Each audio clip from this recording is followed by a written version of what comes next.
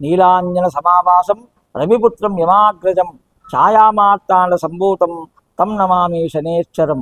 మనకు నవగ్రహాలలో శనేశ్వరుడికి చాలా ప్రత్యేకత ఉంటుంది. మన కర్మలను బట్టి ఫలితాలను ఇస్తుంటాడు ఆ స్వామివారు. శనిదేవుని పేరు తలుచుకునేందుకు చాలామంది భయపడుతూ ఉంటారు.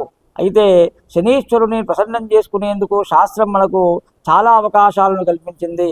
అందులో శని త్రయోదశి చాలా విశేషమైనది.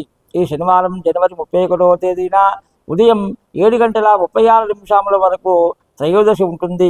ఆ సమయంలోపు మేషం, సింహం, ధనస్సు, కుంభం, మీనరాశుల వారికి ఏలినాటి అష్టమ శని ప్రభావం ఉంది. కావున శనీశ్వరుడికి తైలాభిషేకము, నువ్వులతో దీపారాధన చేసుకోవడం చాలా ఉత్తమోత్తమం.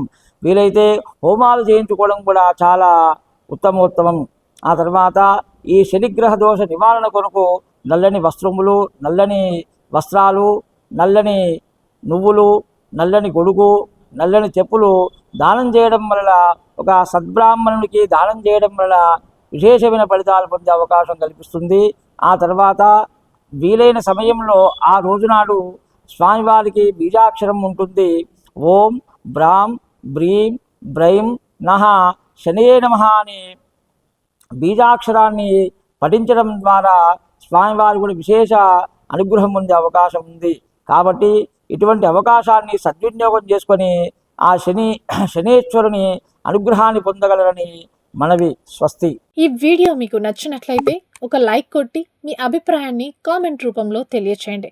ఇలాంటి ఆధ్యాత్మిక వీడియోల కోసం జ్ఞాననిధి భక్తి ఛానల్ను సబ్స్క్రైబ్ చేసుకోండి. ధన్యవాదాలు.